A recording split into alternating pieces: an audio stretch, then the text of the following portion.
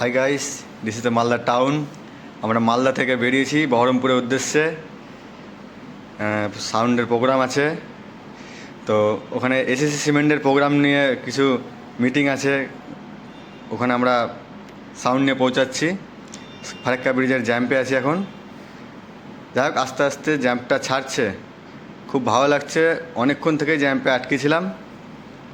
এখন আমরা সেই জ্যাম্প থেকে বেরিয়ে যাওয়ার পর যে হোটেলে ঢুকবো তার ভিডিওটা আপনাদেরকে দেখাবো। ব্রিজের ফাঁকা হয়ে গেছে, আপনারা দেখতে পাচ্ছেন, কোনো কারণবশত জ্যাম্প ছিল। আমরা এখন এগিয়ে যাচ্ছি হোটেলের দিকে।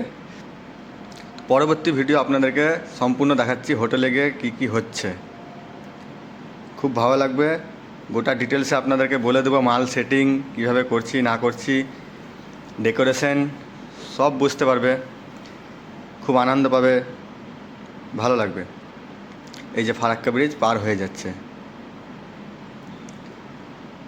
ফারাক্কা ব্রিজ পার হওয়ার পর বহরমপুরের উদ্দেশ্যে খুব একটা টাইম লাগবে না, পৌঁছে যাব।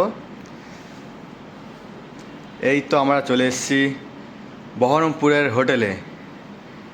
খুব গরম, থ্যাংক ইউ ভাই আমাকে ঠান্ডাটা দেওয়ার জন্যে।